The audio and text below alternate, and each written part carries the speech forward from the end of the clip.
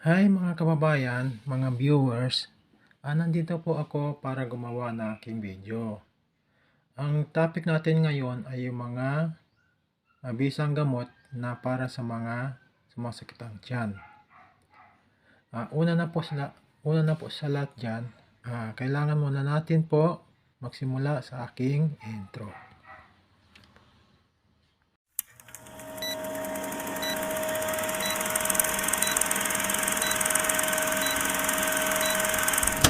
Hi mga kababayan, nandito po ako para paliwanag ang walong mabisang panlunas sa sakit ng tiyan ng isang tao. Nangunguna po dyan ay luya.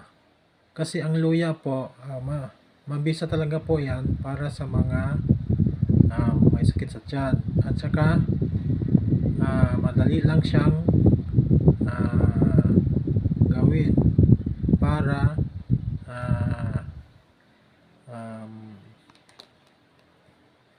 sa mabisang pang galing sa ating mga tiyan. At marami pong mga vitamina ang pwedeng ibigay ng luya. At saka yung pangalawa po ay brat. Ang brat ay banana, rice, apple, sauce at toast.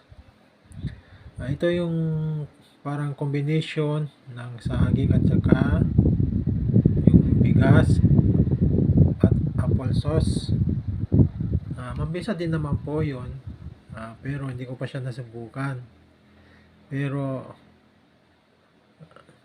nandito po kasi sa aking listahan na talagang kasama siya. At saka yung pangatlo po ay peppermint o peppermint. Hindi ko pa siya nasubukan at nakita, pero siguro mabisa din kasi di naman siya ilalagay sa listahan ng mga gamot para sa ating tiyan. At siguro po kung meron kayo nito, subukan nyo po para sa ganun ay malaman natin kung mabisa ba talaga o hindi. Pero ang aking tinitiyak ay mabisa po siya. Ngayon, nandito tayo sa pang-apat. Itong apple cider, nasubukan ko na ito. Nung nasa Manila ko, mabisa din to sa lalamunan. Kung parang paus ka, parang ganon. Pero maganda din itong apple cider na gamot sa ating sakit sa tiyan. Ilang beses ko na siyang nasubukan at gumagaling naman yung sakit ng tiyan ko. Kung kasi sa Manila, paiba-iba din yung panahon, kaya yun. At syempre pag umaga, malamig masyado, kaya yun, sumasakit ang tiyan natin. At saka yung mga galing sa ref, ang pagkain yan, bagong palakwan yan, nakainit, kailangan ipainit mo siya para sa ganun ay hindi sumakit ang iyong tiyan. At ang panglima po ay dali lang po.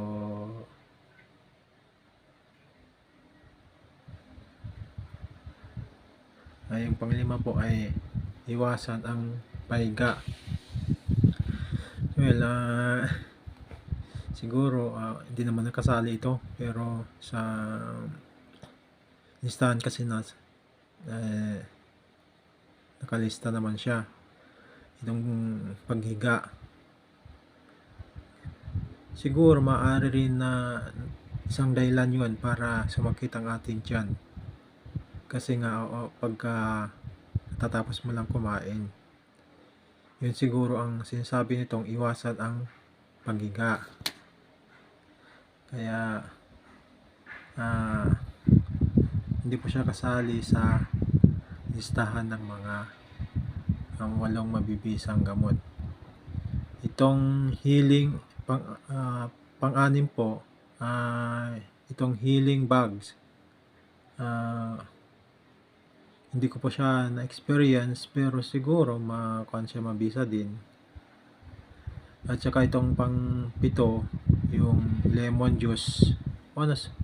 Nasubukan ko na po siya. Mabisa din naman siya. Kaya hindi ko siya masasabing hindi mabisa kasi batay sa karanasan ng aking katawan po ay maganda naman yung epekto ng lemon juice. Tsaka itong baking soda. Maganda rin naman mga solusyon yan para magamot ang ating sakit sa tiyan. Pero hindi lang naman siguro po yan ang isa pa sa mga gamot para sa tiyan natin. Nandyan din ang coconut water, yung sabaw ng inyog. Mabisa din pala yun na gamot sa ating mga tiyan. Sa probinsya marami yan, yung buko juice, kasi halos naman doon bukid ang trabaho nila, kaya yun. Pero hindi ang alam ng tao ay hindi siya gamot. Pero sa totoo lang po,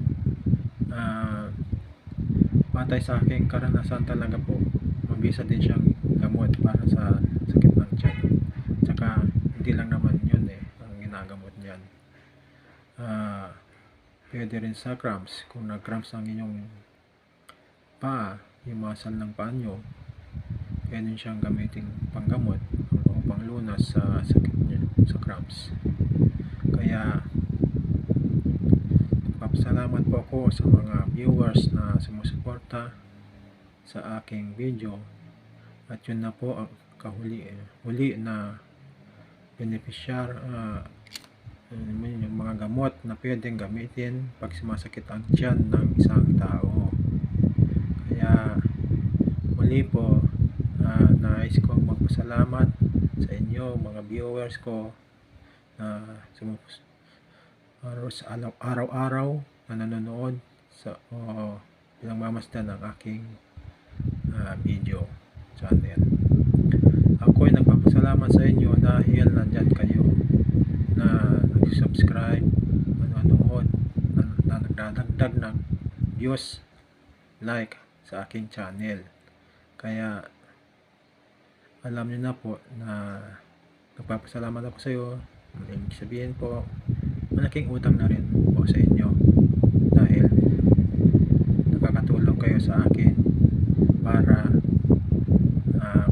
maabot ang ating pangarap na 1,000 subscriber at 4,000 watch hour. Isa lang naman ang hangad natin bilang YouTuber, yung lampasan yung requirements ni YouTube. Kaya nais ko talagang magpasalamat sa inyo sa mga support na binibigay nyo. Hanggang dito na lang po. Maraming salamat.